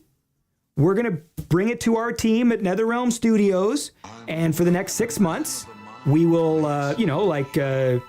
play test the game, make sure it works, and we will officially release it, and we'll give you 50 grand, 100 grand for your time, right? Considering these nerds probably worked for like several years. They would probably gladly take that money, A, because they can't make any money off the game because it's using something they don't have the rights to. The fact that they actually get paid by the company, and the fact that the game actually comes out. Meanwhile, NetherRealm Studios had to do nothing, right? So because they must have like full-time staff who are getting paid like proper wages because they're full-time staffers there. So I'm sure if they all of a sudden devoted 7 or 8 of their team to make an HD remaster of Mortal Kombat, it's probably going to cost them, like $400,000, $500,000 in, wages over the next few years and all the other shit. Meanwhile, these nerds did the work for you. So you just sweep in at the end, say, we'll give you this fucking amount of money, which they would probably accept because like they were doing it for free. And all of a sudden, Midway shows up and says, I'll fucking give you 50 grand. So the work's done. They test it. The nerd gets to go like, holy shit, I actually like there's an official game on the fucking store right now, like the Mortal Kombat HD remake. My name is on it because I was like head producer of the fucking remaster. Now that person gets, I made a video game on my resume. That fucking video game is like an actual game that people have played because it's fucking Mortal Kombat, right? So all the fans will fucking buy it. And they got a bit of money, but like the company still saved a bunch because they didn't have to pay like their own staff to fucking make it. And the company gets to be a fucking hero because now they're a company that's friendly to the fucking modding community, that's friendly to the gaming community, right? That didn't shut down the project, that actually encouraged the thing to be made. In my estimation, everybody wins in that scenario. Like, I don't see a loser in that scenario. I don't know why the companies don't do it. Now, maybe there's a reason, and I don't know. And someone can tell me right now, they'll just be like, Andy, because with the fucking, if they let one person do this, then blah, blah, blah, the fucking world implodes or whatever. Like, maybe that's the thing. But I just don't get it. And look, if the game sucks, you shut it down. Like obviously some fans are gonna make stuff that sucks. People do it all the time. Right? You watch stupid like mashup videos on YouTube and stuff where people put no effort into it and it sucks. Fine. Shut that shit down if it's an embarrassment to your IP. Like if someone's sitting there writing stupid like, I just did this whole video about how Scorpion fucked a cat or something, right? And you just go, well, fucking we'll shut you down because that sucks. But if some fan makes a really awesome game with Scorpion in it, and you actually play it and go like, actually this is pretty good, and we have nothing else to sell right now, right? This is the thing that drives me nuts. When MGM will be like, oh, we're shutting this GoldenEye project down. Oh, great, because you have something else lined up, right? No. What the fuck? So literally there's because it was 2 guys making that GoldenEye game, and they had fucking previs footage, and it looked good. One guy was making the music, and he was doing a great job too because he was taking actual movie samples, and so they were like remaking the music from the game, but making it sound more like it was like a movie score. Literally, there's no losers. 2 fucking guys were making that game, and they shut it down so that in fucking 3 years later, they could release some half-ass port on the fucking Switch and the Xbox. And not only that, but it's not even a great port because the port that already exists, that has existed on the fucking computer for 10 years, at least, is better. Because in your emulator, you can go fucking up-res this to fucking 4K, turn the anti-alias thing all the way to 2000 if you got a good enough video card. Antistropic filtering, whatever the fuck that is, that makes the background, you can see further into the background. And I noticed glitches in the Xbox version that I don't even see in the emulated version. Like when things are in the distance on the Xbox, the characters become like lower polygon. And that doesn't happen in the emulation version. It only happens on the Xbox. It was weird. Like at first I was like, why all of a sudden like the guy goes into the background, his head becomes just like one big cube. Like that, I don't even know what that is. So I don't know. And I'm not a lawyer. So I don't know if there's something I'm missing. But from where I sit, if you are a nerd and you do all the work for a company that has no other product to sell, because, okay, I will give you, if Mortal Kombat 12 comes out and the game is right about to release, so they know this is going to be our fucking cash cow for this year and the DLC for the next few, and then some nerds make a Mortal Kombat remake that some of the hardcore fans might actually rather play than this new thing. They go, oh shit, like they made an HD remaster of Mortal Kombat Trilogy. I would rather play that than this new Mortal Kombat. Then I could see the company going, okay, I mean, like, let's fucking put this on ice because it's going to interfere with our sales. Now, of course, since they own the IP, they would also get that money. So it's a little weird. It's like Nintendo, saying like, we're going to take Zelda off the store for a while because Mario's coming out and we don't want the competition. Like, okay, but you're getting all the money. So like, who cares? So in the case of this, I don't know why they don't. And like, the nerds are so passionate and they're doing it for free. Like, they do it for free. So I don't even think, I mean, like, maybe someone would say like, well, you're gonna give a guy fucking 50 grand after they just made you a game that you're gonna make millions on? Like, that's ripping somebody off. And it's like, right, or you give them nothing and tell them to shut their fucking project down and then no one gets to enjoy it. And even if 50 grand is like undervaluing the work that they did, it would still be the most like heroic thing a company ever, like, even though it, like, of course there'd be those people online who would write like, I can't believe the company only gave them 50 grand. Compared to what? Compared to the situation where the company never gives anybody anything and fucking cancels the project. That's your fucking comparison. So that's the thing. So, I mean, I just think that that's what they should do. And I've not heard a great argument, but to be fair, Andy, you need to talk to the nerds and get them to do, dude. Okay, so that was my idea, and originally I thought I would try and do it myself, to make a first-person shooter game the way that I want. But look at me, man. I'm an old man. All right, the hair is gray. I'm sitting in a set, pretending to be a newsman. Like here's what I learned. There was a point where I thought, and this is fucking naive as hell, and you can make fun of me because like this is a fucking stupid thing, where I was like, you know what, I'll go to one of these places where game developers meet up. And then, I'll convince people with my charm to help me make my game because I'm not a programmer, right? Like I would need help. Now this is fucking stupid because anybody who actually can make a game, who understands programming, they have their own pet project they want to do. That's the whole thing. Every single person who goes to video game school or any of those sort of design kind of things, they've got their own idea. They're not sitting waiting for some other fucking nerd to show up and be like, hey, you want to make my game? Make my game. Like, they don't want to make your game. They want to make their game. The only way to get people to make a video game for you is with money. Like, that's it. Because if I could hire someone, I would fucking totally do it. And at one point I thought maybe I would do a Kickstarter and try and appeal to old nerds who love GoldenEye. I even, I made a trailer, but I never released it because it wasn't finished because I was trying to learn Blender. I'm like, okay, maybe I can whip together something quickly that will sort of give the idea of what my game would be. I had Ogre, I used one of his songs because it was perfect for the vibe. Because essentially it's this, right? When I say I want like a new GoldenEye, I don't necessarily mean I want a James Bond game.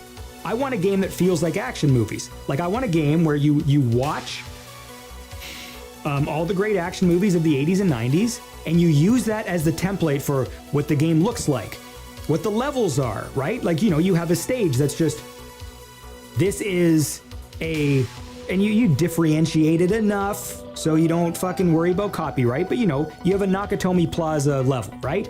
Where you've got here's the office floor, but you shrink it down video game style, so you don't have an actual whole office building. You've got like the main office, and then the floor above, that where it's all drywall, and there's like windows around, and then maybe one floor higher that's like the roof, and maybe a floor below that's the, even then maybe you'd probably break it up into maybe 3 different maps. And then you have little connections where you can crawl through the vent and shit, and you have the red sunset sky out the window, like, you know, when Bruce Willis first visits his wife, and it's got like the matte painting sunset, right? That's the aesthetic, and you go, okay, that's one of the maps. Office building. You have Terminator 2, you know, the fucking the metal factory they go to at the end with the molten metal and shit, right? That's a level where it's all lit blue, like the fucking scaffolding and shit, but then it's got the glowing orange of like the vats, and you can kick people into the vats, right? And that would trigger like an animation where the person like flips over the rail and falls into the vats, right? So I had this whole thing mapped, like this whole idea, because I didn't drop a game design document, but I basically said, look, it's got to be based on 80s action movie, like I'm saying, and the same for the weapons, right? You don't need a catalog of like 50 guns, right? You don't need that. You need maybe 12 tops, and they just have to be distinct from each other, right? They just, and maybe each gun has alternate functions. So instead of having a pistol and a silenced pistol, you have the pistol, and then you can do the thing where you fucking screw the silencer on and off. And as long as each weapon is distinct, which is why I still think the weapons in GoldenEye are perfect, it's because everything makes a different sound. There's the handgun, the silver one, that like makes a fatter noise than the little black pistol does. It feels different. The revolver shoots slower, but it makes the revolver sound like there's all these things. And then the next thing I wanted to do was really base it on custom bespoke animations. So instead of physics-based, because everything's physics-based now, right? I want custom animations. So I want, shoot the guy in the shoulder, he does the fucking shoulder thing, just like in GoldenEye. Shoot the guy in the knee, grabs his knee, right? Shoot the guy in the foot, he grabs his foot. And then have the whole maps built around context sensitivity. So, you know what, when you're playing a game and like basically imagine every map in the game is like a game board, like a chessboard with little squares.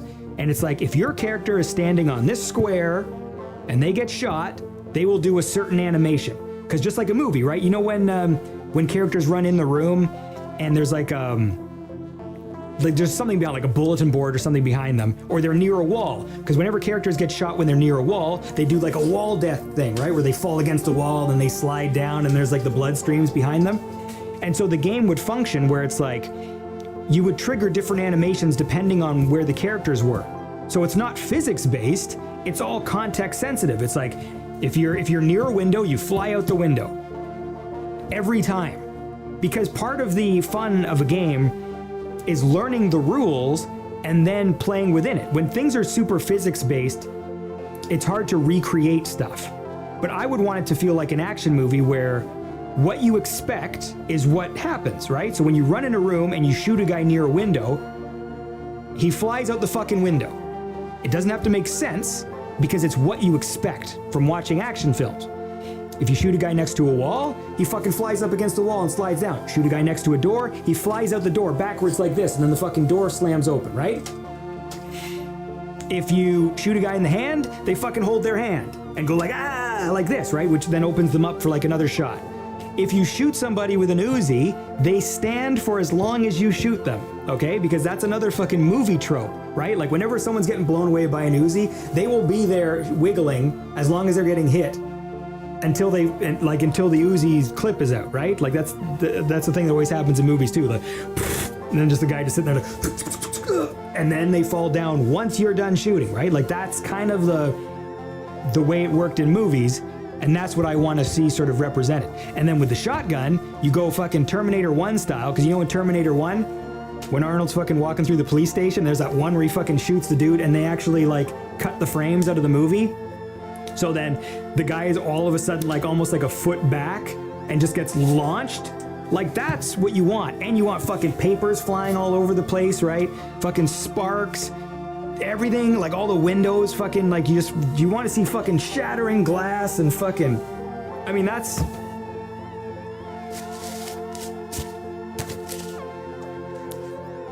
Blip says, hopes and dreams for GTA 6, Holiday 24 by recent reports. Gotta have a synthwave radio station. I hope so. You know what? I actually, I don't know what came over me, but I just downloaded Grand Theft Auto 4 again. I have not played it since I played it the first time. And there's one thing I completely forgot about, and it was one thing that, I mean, obviously, like, Grand Theft Auto 5 is a better game, but Grand Theft Auto 4 had this vibe. In the same way that I like Grand Theft Auto 3 a lot because of the vibe, Grand Theft Auto 4 had a radio station called Journey, The Journey. And I loved, when I play that game, I always switch to Journey. I always, as often as I can, hit the cinematic camera, like while I'm driving.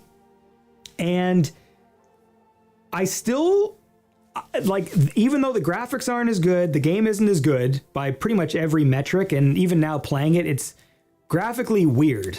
Like, it's got this very grainy looking shadows and stuff. Like, sometimes it doesn't look great, but it's that vibe of driving around while listening to that radio station kind of just makes that game for me. And yeah. So I'm playing that again. But it's also kind of weird. Like, the way he walks is weird. I don't know if you remember Grand Theft Auto 4, but like whenever you like turn, he sort of goes like this. Listen to this squeaky chair.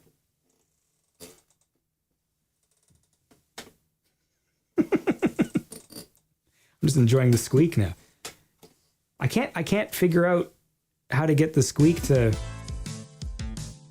Anyway.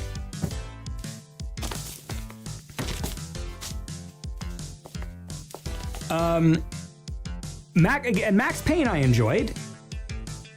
And Max Payne 3 was good, if I recall. I haven't played it since I played it, though. But again, these are all third-person games, right? Like, Stranglehold was third-person, Max Payne is third-person. I want the game to be first-person. So part of that is not... Again, this is another thing that sounds silly, but aiming down sights kind of ruins the first-person shooters for me. Because you don't see the gun, right? So you lose that sort of action film sort of immersion a bit, because you want to see it. And you want to see the muzzle flare. And when you're aiming down sights, you don't see any of that. You know what I mean? Like, the only gun I accept aiming down sights is a sniper rifle. But when it's like, when you're using like the Uzis and shit, and you know, like all of a sudden, like there's this blurry thing like in front of your eyes, and it's stupid. I don't like it. So part of it, like if I did make a game, it would be sort of based around the idea that you wouldn't really aim down sights. Like, you run in a room, you always see everything, and you just, you know, the game just kind of helps you a little bit, you know, just like, shit, I was playing Serious Sam. You ever played that? They're stupid, but the auto-aim, I actually liked the way the auto-aim worked in Serious Sam. It's like, I was playing, I think, 2 or 3, and I was like, yeah, this is what I want. Just kind of point in the general direction. The problem is, Serious Sam is stupid. Like, they're stupid games. And the villains are dumb and annoying. Like, there's these guys that have, like, they're holding explosives and they scream as they run at you. And then the game will start flooding you with, like, hundreds of those, and the sound they make is so annoying.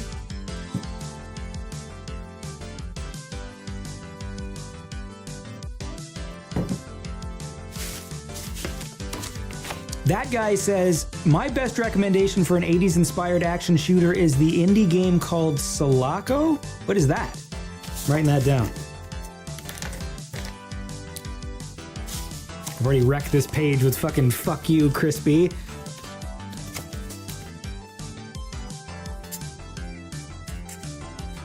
Oh, you know what'd be fun? I should get like a bird's eye view camera that shows what I'm writing so you can see all the fucking dicks I'm drawing.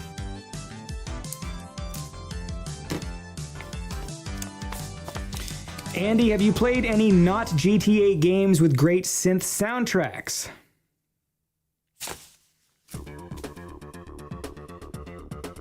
I started playing this old puzzle game, like, because on Xbox, I play puzzle games, so I was playing, like Zuma. I'm still playing Zuma's Revenge right now. I'm trying to get like gold coins on all the levels.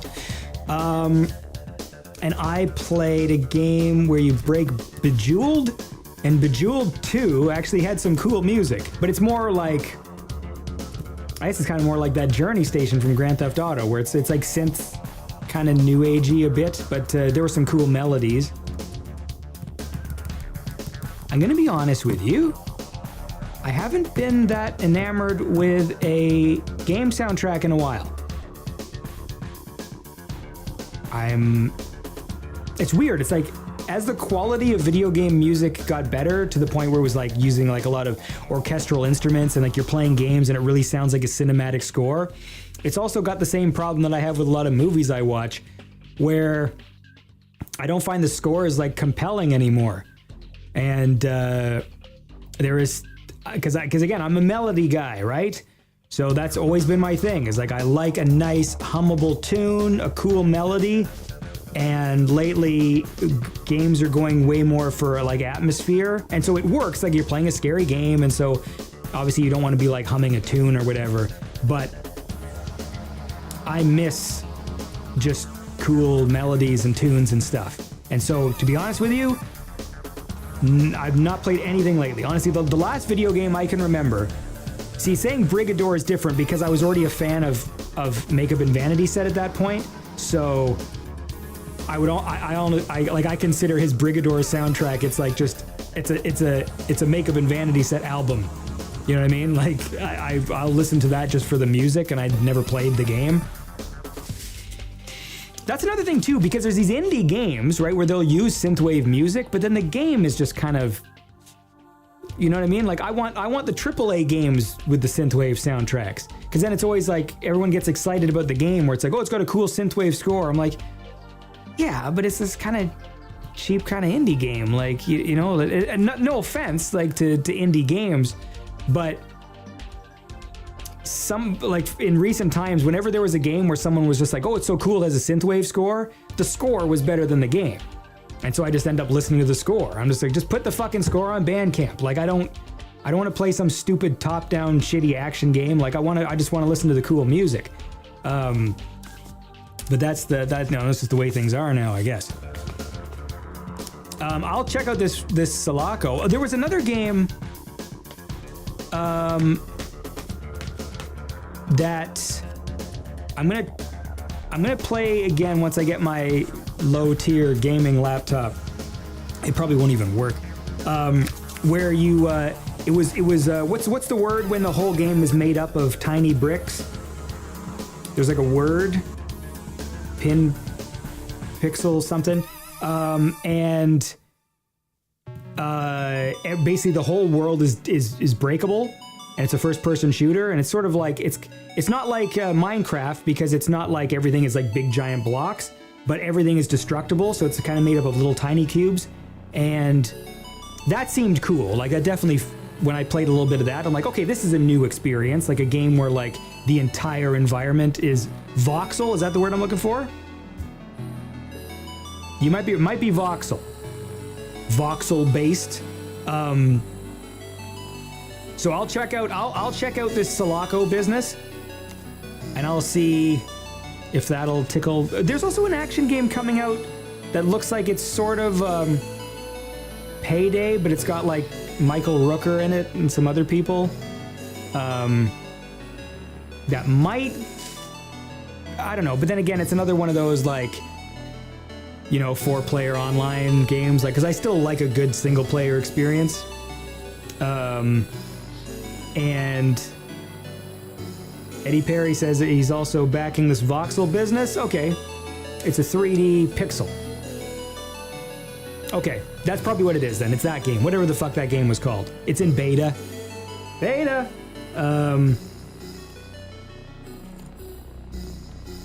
Yeah. So anyway, so that's what I would love to do. If I was rich, which is a fucking horrible way to start any sentence. Like mission 1, besides like hiring people to help out with the podcast and shit, is I would start a game company like fucking day 1. Day fucking 1, and I would have a fucking whiteboard, and all my stupid ideas. But then at this point, I would be the boss, so I'd be paying people. That's the only way this thing's ever going to be fair, is if I can pay them. I thought about possibly going like, I wonder if I went on Fiverr and like hired people to build some sort of very simple template, or template, because like I've loaded up Unreal before, but I'm like, oh fuck, am I gonna have to like spend the next 2 months like actually like learning this to even get a fraction of what I want? Because I want to be in the research department, right? I'm going to be the guy who's like, because this is part of the video game design document too, right? It's like know what the visual look is, what the sound of your game is, and stuff like that. And obviously it would have a synthwave score, obviously, because that would be the vibe, like going for that 80s vibe. But also art style wise, not silly. Because I know sometimes people, when I talk about this as well, they go like, well, what about time splitters? Right? It's like, oh, you must like time splitters. And I'm like, I kind of did. And I understand that some of the team from, GoldenEye and Perfect Dark went on to this other company, and Time Splitters is sort of that. But Time Splitters also has this goofy art style. And I did not like the art style of that game. And I know it's a nitpicking sort of thing, which is like, and I appreciate that. But I like when a game, like I like the art style in Grand Theft Auto, for example. I like that they go for realism, but then ridiculous things can happen.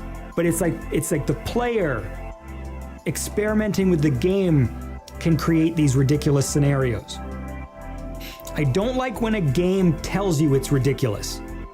That's why I've not been that fond of the Saints Row series, because I feel like it's like someone walking up to you and saying they're funny to you. Do you know what I mean? Like you're instantly, your guard goes up, right? Like when someone's like, oh, I'm a pretty funny guy. Like, oh yeah, prove it, right? And now all of a sudden you hate that person. Because like, fuck you, funny guy, kiss my ass. But if you just meet somebody and they don't tell you that, and they are a funny person and they just are funny, and then you appreciate that so much more.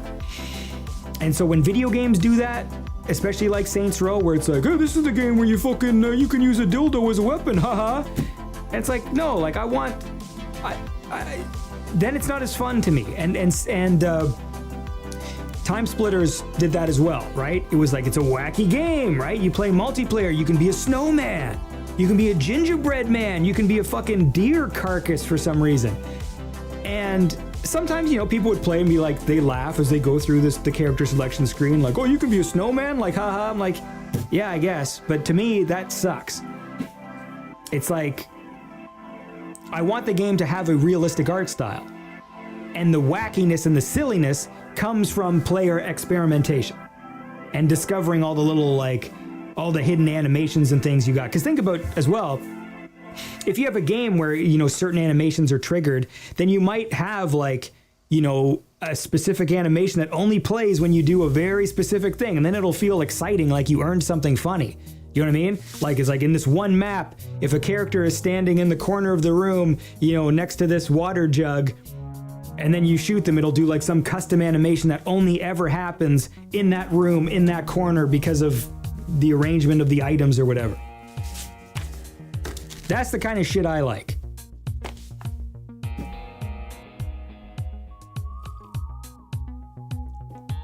Anyway. Well, look. I think I gotta go pick up my kids from school.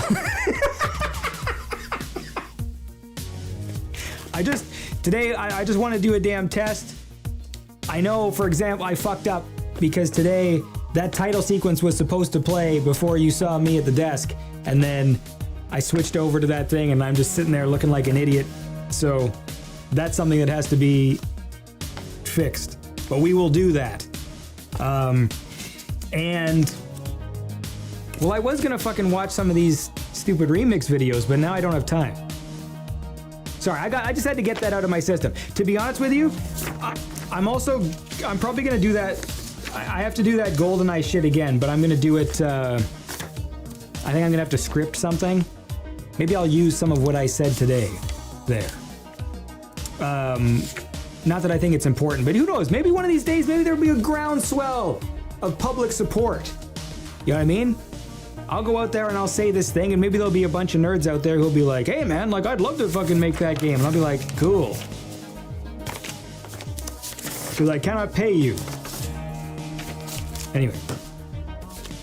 So, listen. I hope you all have a lovely day.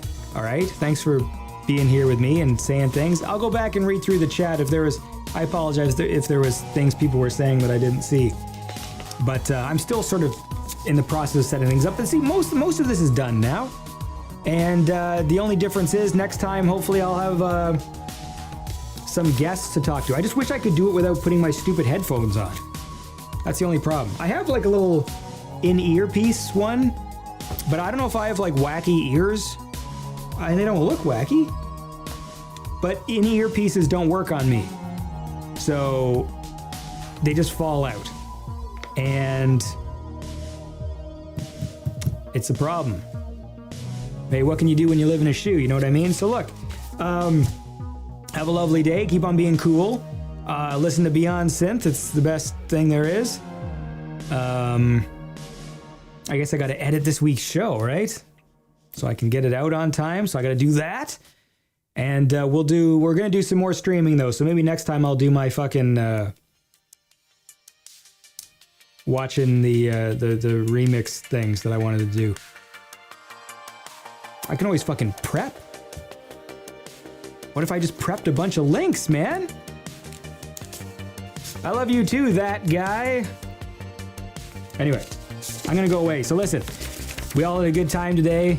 I apologize for going off. I just feel very strongly about it. And again, a lot of these problems would have been completely gone if the gaming industry just decided that there was also a market for a first-person shooter that wasn't Call of Duty. I would have nothing to say then. I'd be fine. I'd be like, all right, like, you know, if I had my own fucking the action movie game franchise that came out every 3 or 4 years with like a new one, that's like all I need. I'd be a happy guy. I mean, I'm a happy guy now. I mean, like, look how stupid this is. I made a little set pretending to be a newsman. I can't rightly say that I'm an unhappy guy. Definitely a stupid guy. So you have a lovely day. Keep on being cool. Synth Zone, have an awesome day yourself. Blip, love you too. Excellent episode. This is not, I don't know what this is. Hard to call this an episode of something. Dumb Frog, bye Dumb Frog. I didn't even know you were there. I'm just looking at the stupid restream version, so it's hard to... I don't know. I like, is there only like 2 of you there? Like, I can't even see. Like, I could have been talking to like 2 people this whole time. It can't be more than 2. Hold on, let me see. How come it doesn't tell me here? I gotta individually go to the fucking things? Fuck this. Individually go to things. Stupid. I don't even know how to check. All right, fuck it. We'll just say it was 2, okay? See you later, Rawr. See you later, fake cat punk. And you all have a lovely day. Keep being cool. And I'll see you next time. I wish there was some way I could fucking shut this down automatically so I could be sitting here shuffling my papers and it would turn off. Ooh, I could set it on a timer. Where's my fucking fuck page? Here we go. We got Fuck You Crispy. We got Salako. And because that's a game I got to check out apparently. Once I get a cheap little gaming laptop, I will, Jim Larson, Eddie Perry, you guys are cool.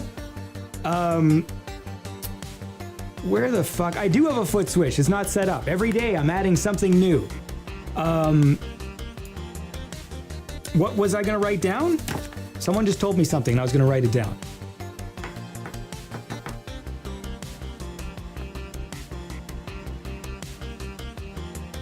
What was I? Well, God damn it. Can I scroll back in the chat? I know someone said something and I literally grabbed the paper. GoldenEye Reboot Foundation. Or was it something somebody said, or was it something I came up with in my brain? Timer!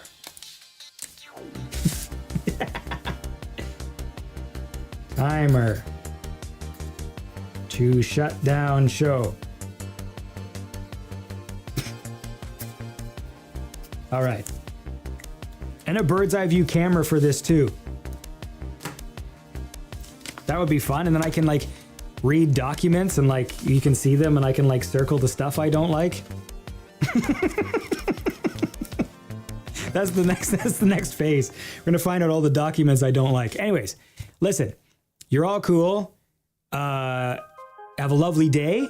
I'm gonna try and stream more often. I don't know how to really prep people for when that's gonna happen, so hopefully I'll get it down to a schedule where it'll be like every Tuesday at noon.